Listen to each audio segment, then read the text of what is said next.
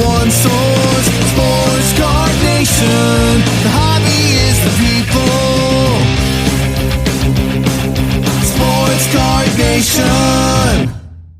What is up, everybody? Episode 281 of Sports Card Nation. As always, glad to be back. Before we get to who today's guest is, little programming note. You're going to see little tweaks to the show to get the time down to the 30-40 minute range each week. I think that's ideal where I want to be at time-wise with the podcast. When I listen to other shows, I think I appreciate under 60 minutes more than over it. And I know I'm guilty of going over it, so I'm not, firing any shots at anybody. I'm just trying to keep the length at a reasonable time, even if that means breaking up episodes into two parts or what have you. So you should find going forward, under 60-minute episodes from this point. So with that being said, and let me know what you think too. We do care about feedback, and sometimes that's where changes come from, is feedback. That's how we get better. Today's guest is not new to the program, Ray Fonio, Ray from Philly. He's going to be on to talk about, it's that time of year again, right? Baseball Card Hall of Fame induction. The voting now open. Induction set for May 13th, and 40 cards on the ballot. 10 will get in, 30 won't. We're going to talk about the Card Hall of Fame and the cards that are on the list to potentially get in. And this is something I support, and we've had Ray on before to talk about it. So hope to make it a yearly tradition. So with that being said, a quick commercial break, and then we'll speak with Ray about the Baseball Card Hall of Fame. Iron Sports Cards is your number one source for all your PSA and other grading submissions. Their elite status improves turnaround times. Heck, they even provide the card savers. Their chat rooms provide updates on all your submissions.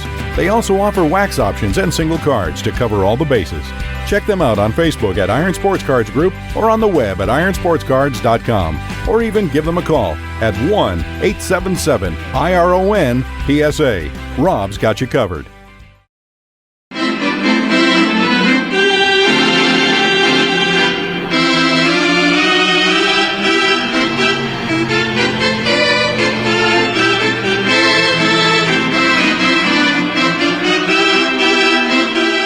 Always fun having my next guest on the Sports Card Shop guest line. He's back once again, Ray from Philly. We're going to be talking about the Baseball Card Hall of Fame. It's that time of year again. The candidates are set, 40 to be exact. 10 will make it. 30 will be on the outside looking in. Ray, welcome as always. Hey, John, thanks for having me on again. I really appreciate it. Yeah, and this time it's nice because we get to do this sooner. It seems like whenever we do this, it's always, and it's my fault. It's not your fault, but it's always me trying to scramble and get the episode in just under the bell. So this time we're gonna get it in early. We even moved this interview, but as far as when the deadline date for voting is, this will air in plenty of time comparatively to times we've done this before. I know what the Baseball Card Hall of Fame is, but for those that have never heard of it, or maybe even new to the hobby, I'll this is your baby. I'll let you kind of give the history and where we are today with it. Well, yeah, thanks, John. I appreciate that. Well, the Baseball Card Hall of Fame was something that I came up with in 2018. So this is the 7th year that I've been doing this. And back then in 18, I always wondered, to me, of two things I've always been near and dear to my heart have been baseball cards and the actual Baseball Hall of Fame.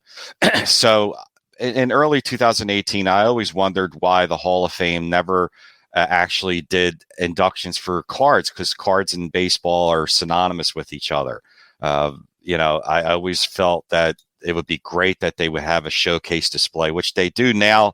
I think it's called Shoebox Treasures or something like that. Yeah, Yeah, they do. I've been there. See, I'm close to the baseball hall.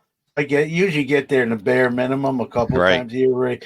And it's funny. I think that exhibit went on display very soon after your first. So maybe they stole a little bit of your thunder. But I don't know if you haven't been there yet. It's really cool. I think they're starting to like change things out too as well. So it's different when you go if you haven't been there in a bit. But go ahead. Some of those cards that are in your baseball card Hall of Fame are in that exhibit too as well. So, but go ahead. I just kind of wanted to jump in. Oh yeah, that was and I'm hoping maybe I'm glad if I had something to do with that, maybe it as an influence or something to that nature. But I'm glad they started doing something like that. So in February, I think of 2018, I came up with the idea of having people vote for an actual virtual baseball card Hall of Fame. It was a way to get a discussion out to talk about the history of the cards.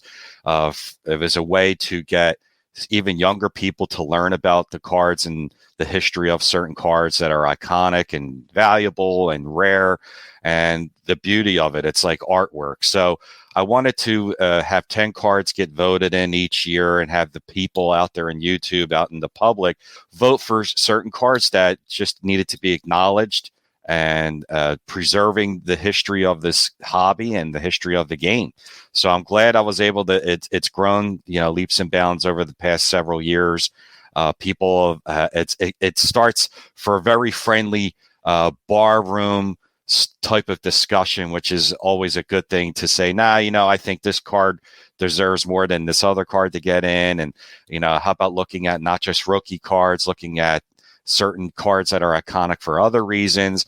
So it gets a really good discussion and education, I hope, too, with younger people to look at cards from way back in the 1800s and early 1900s. Yeah, it's great. And I'm a history guy. I'm a history guy, Ray, like in general, like world history. And so obviously, we have the cards of modern day, but we wouldn't be where we are today without whatever happened prior. Right. And so I'm sort of, I kind of honor that. I like what you said there because, someone may not be into vintage cards themselves, but we can't, just because of that, we can't just ignore, past history, because you won't, even the people who collect modern, ultra modern, you wouldn't have those cards without the predecessors. So whether you it or not, speaking for them, that's an important part of hobby history, baseball history in this case. And I like how you tied that together, because they are, you mentioned the word synonymous. They are synonymous. Whether you collect vintage or not, that is synonymous. The past. I think in baseball, of all the sports, even more so in baseball, we look at records and the Hall of Fame. Baseball is kind of the first Hall of Fame you think of. You think of all the sports, so, right? It makes sense. And one thing I will say, it's it's crazy when I think about it. It's been 7 years or 6-7 years already. Where's the time? Where's the time going? I think. And the other thing, this cost me a little bit of money, because every year when I see who the 10 that got in, I want to buy. How many of those do I have? And, sometimes it's 2, 3, 4. And then I'll say, man, I don't have that. I really think I should. And then I wind up having to put that on my want list, if you will. So yeah, but that's absolutely. The fun, right? That's the fun. And while money can be a factor in, it's not the first criteria, right? Right. It's right. the how iconic the card is, and what it means to the hobby. Sure, the value is going to factor in there, but it's not at the top of the list. And so sometimes you see some of the cards that get in, and you don't necessarily have to break the bank to get one if you so choose. So that I appreciate that as well. You have Football Hall of Fame. We're obviously here to talk about the baseball one. I think like the big question, right? Eventually, how about a basketball or a hockey? I know we've talked about that in the past. Any progress there? I'm looking. I'm looking hopefully to expand and maybe bring in the basketball card Hall of Fame as well, because like I started collecting in 1979, and at first when you first start collecting, you're only knowing about the current cards that is out at that time. So I didn't know anything about older cards from before 1979. All I had to go by were magazines or Sport Americana used to have a once a year annual, and that's how I learned about cards. But that's why I created something like this, especially towards that younger generation too. There's older cards here to look at that you might want to learn about and educate yourself on.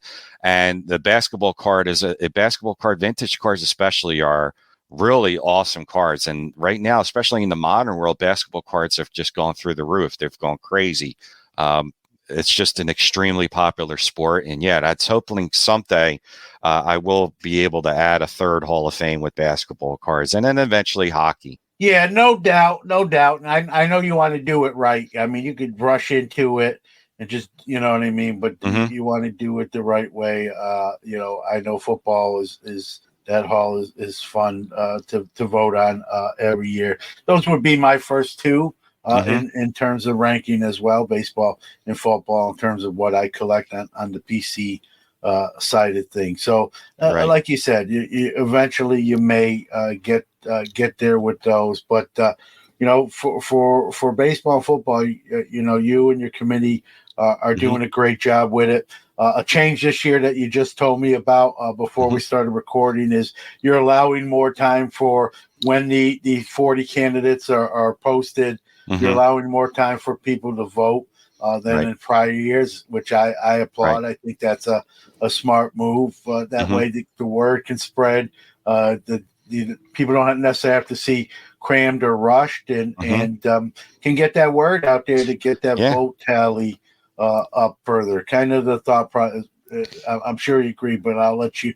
That was your call, so I'll let you kind of speak it was past couple years. It was about 3 weeks time frame, 2.5 weeks. And it always seemed like when it was being run, it was always around maybe the national or some other events were going on. There's always card shows now. This weekend, for example, in Strongsville, Ohio, and there's one in New York, and people are busy, and I understand that. And I just was really wanted to give a chance, and so I made it just a full month and try and get the word out there, and give people a chance to not feel like they're being rushed, and they can look at the list and peruse it and study about it, and they might select their cards and not submit and then change their mind the next day, and then they've submitted it already, and they're this way they have time, and I didn't want anyone to feel that they were being rushed. So getting the word out there and giving people a good ample opportunity to really look at the cards. Yeah, no doubt. I think that'll make a difference. I think your vote totals will be without knowing or doing I'm going to venture a safe guess that you'll probably see higher vote totals for two reasons, if not more. The extended time, and I think this is getting to be known more. More new people are coming in and saying, "Hey, I want to get my vote. I voted today, so my vote is in." I'll as we go through this list here shortly, I might allude to what I voted or didn't vote for. It's always tough. It's like any kind of Hall of Fame, any kind of vote, right? You always leave someone off, and you're like, oh man, I don't know how I can only vote 10, so there's 30. Right. You can't hit the check mark next to, and then you go back and sort of second guess yourself. And I tell people that too. I say, a lot of people will be checking off as they're looking at the card. I say, in my opinion, don't check off anything yet. Look at every card first, because I've seen people check 8 cards and they're not even up to the 20th card on the ballot yet. And I'm like, you got 20 cards left and you only have 2 spots open. Look through everything first, a couple times maybe, and then go back and make your selection. Because I did that looking at it myself, and I don't vote, but I was just looking at it. I'm like, oh yeah, I would do this and do that. And I'm like, man, I already have 10 and I'm only on like 23rd card. So look through it first. And here's a thought. Here's something I just thought about, and hearing you say that and piggybacking off even what I said. let's look at the real baseball Hall of Fame for the players, right? Right. How they do it is anyone like 5 years after someone retires, everyone's on the ballot.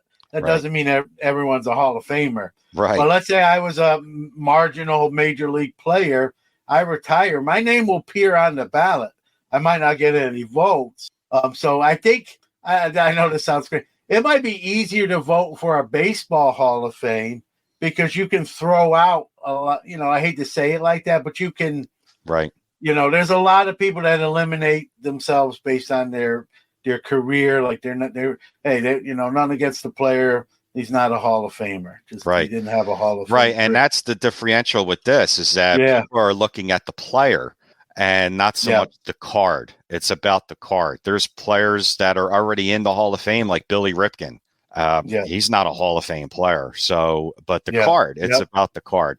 Yeah. Right. Time to hear from one of our great sponsors, but Sports Card Nation will be right back after that.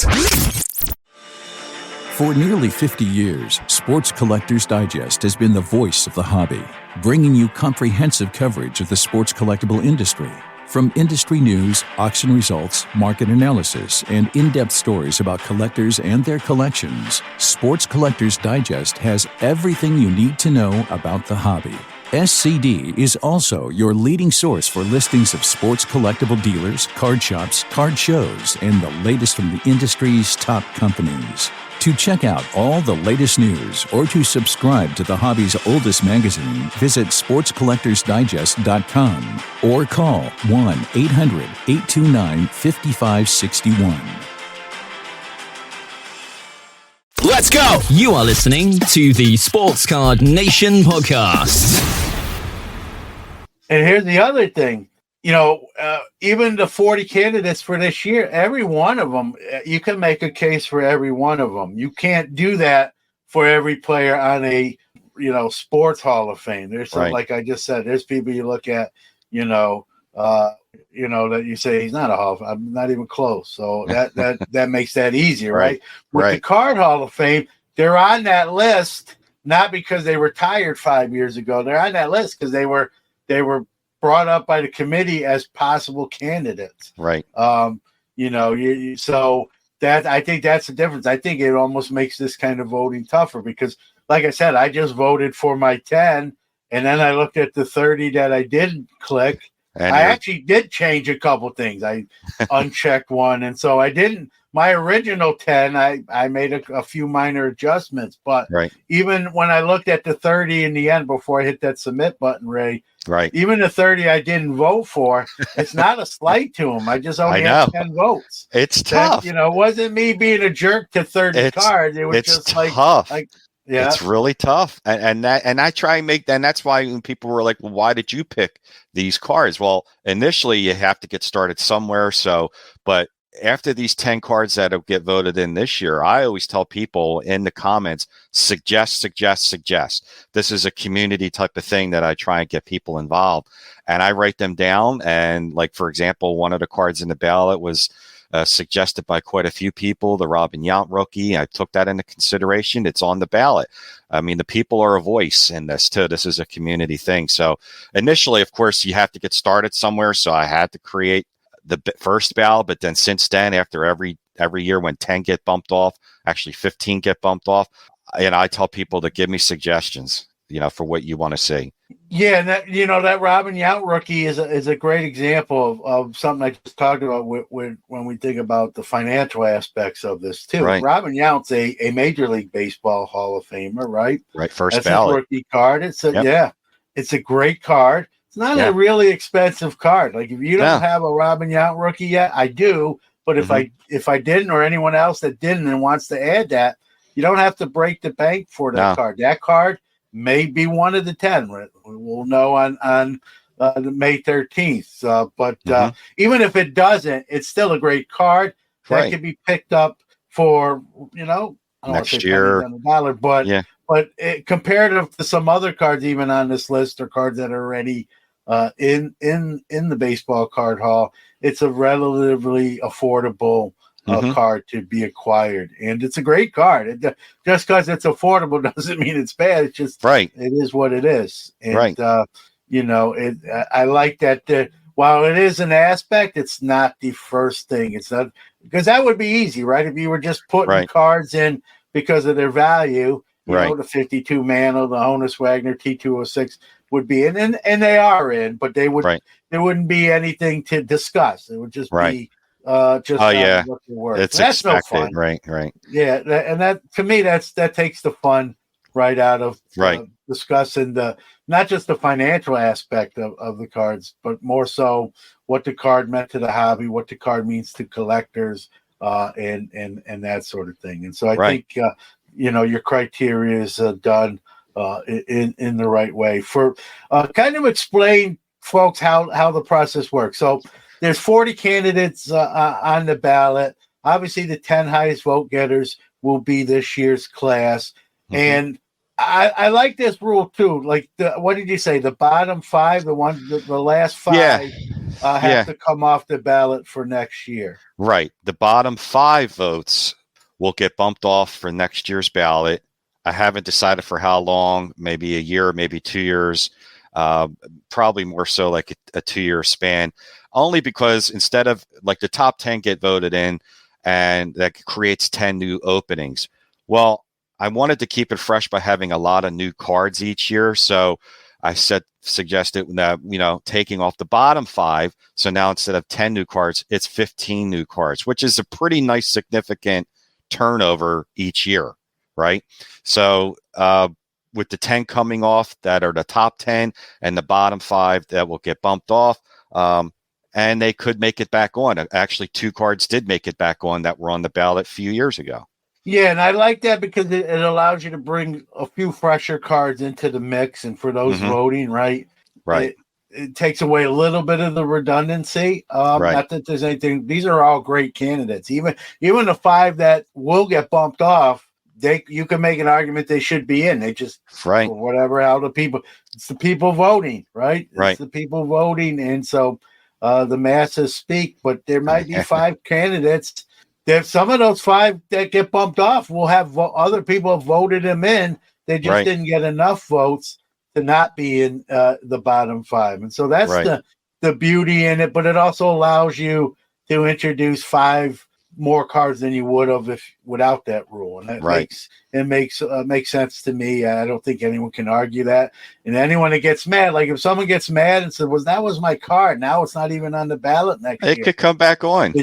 It could. Yeah, like you said, it can come back on. But hey, listen, the people spoke. Like, it was your card, your vote, but not enough other people agreed with you, unfortunately. At this point, like you said, it can come back on. Sentiments can change. A lot of it's to raise who's on the ballot. It's like any hall, right? Right. There's guys that don't get in because of just other choices that people rank ahead of them. And they're not saying, "Hey, this card's terrible." They're just saying, "I like this card better." Right. And so that's a factor too. That's how it works in the real hall is some players don't get in just because of better quality players.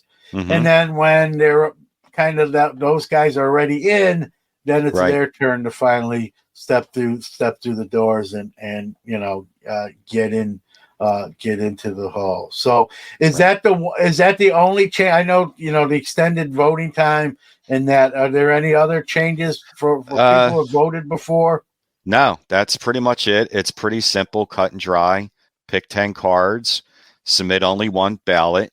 It's on an honor system, really, and that's it. And then make a suggestion, post a comment. And I've gotten quite a few suggestions already. And that's it. And have fun with it and take it from there. No other major changes. No, that's good. That's good. And we're going to get to that list here in a few minutes. How enthusiastic does the meeting go when you're discussing candidates? Does it get, I don't want to say heated. I'm not in the room, but does it get, do people really get fired up about like, hey, this has to be in? In other words, to get to the 40, to kind of, briefly, how does that all happen? Well, when people make suggestions on there, I'll take it into consideration, definitely. And I'd like for them just not to just say, this card should be in there without really any reason. Like, give me a kind of a reason what your thoughts are on that card.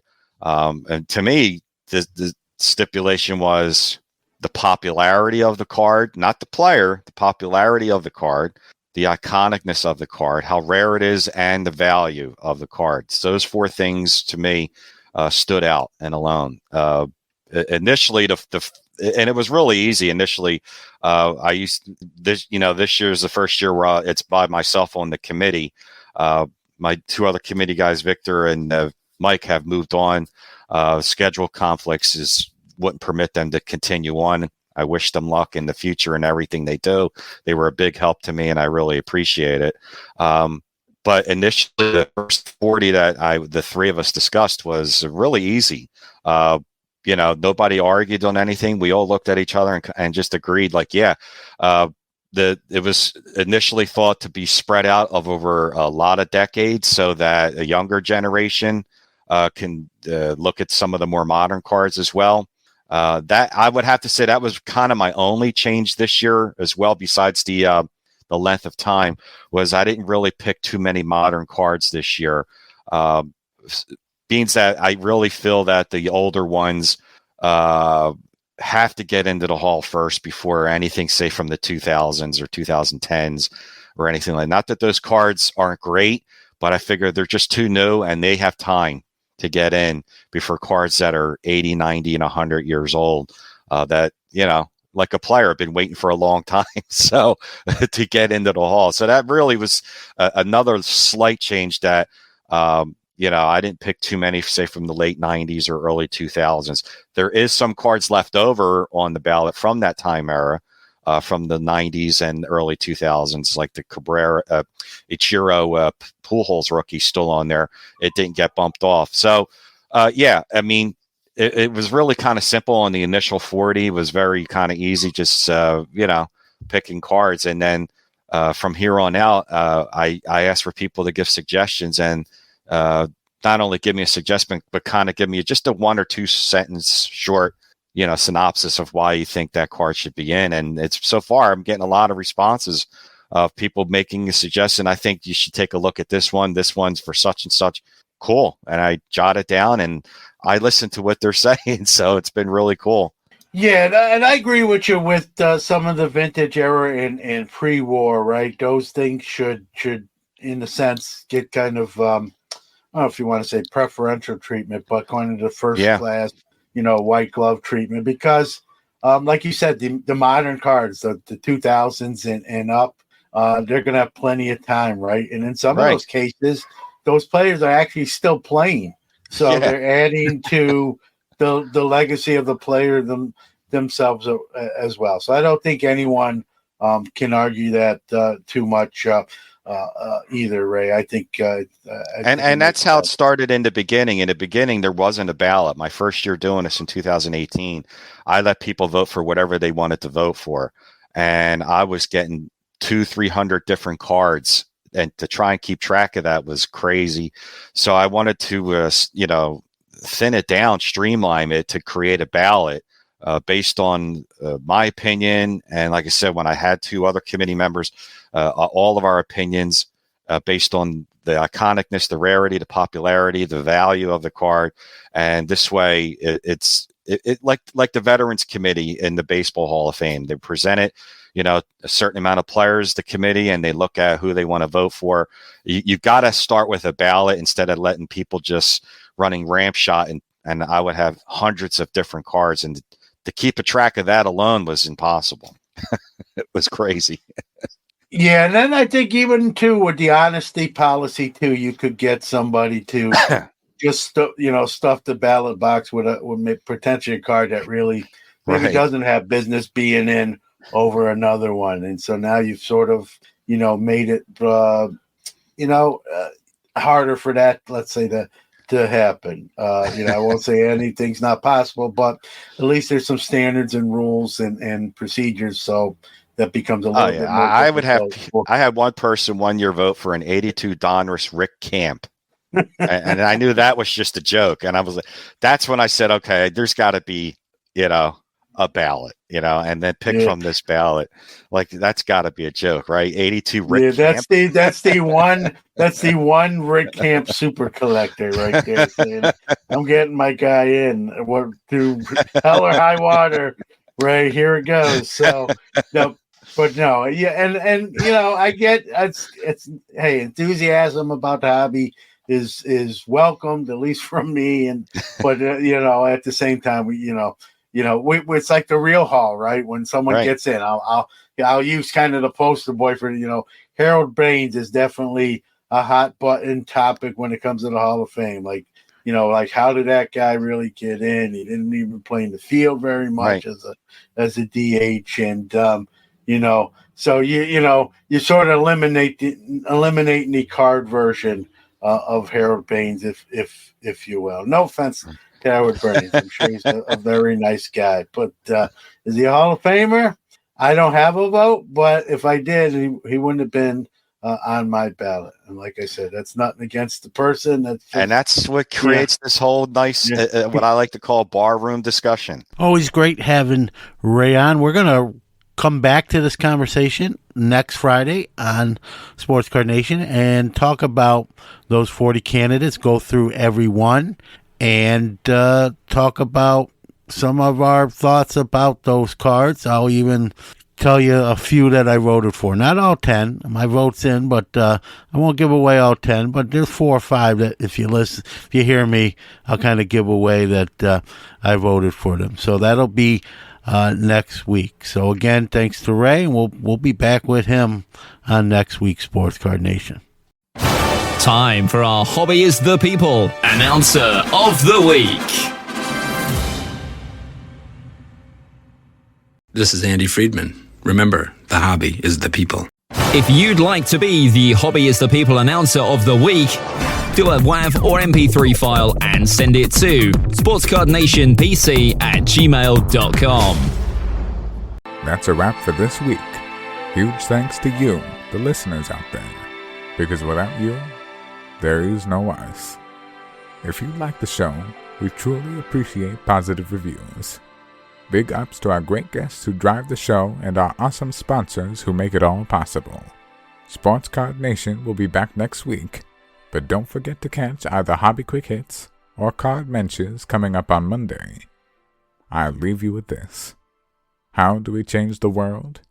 One random act of kindness at a time. Remember, the hobby is the people. Hobby Hotline is the hobby's only live interactive call-in show. Join some of your favorite hobby personalities every Saturday, 11 a.m. Eastern, 8 a.m. Pacific, to discuss the hottest hobby topics. If you miss us live, catch us after the fact on all major podcast platforms. Follow us on socials at Hobby Hotline. Hobby News Daily is your homepage of the hobby, providing original writing, exclusive gem rate data, a daily morning minute podcast, and some of the best content creators in the hobby. Remember, hobbynewsdaily.com and @Hobby News Daily on social. Happy collecting!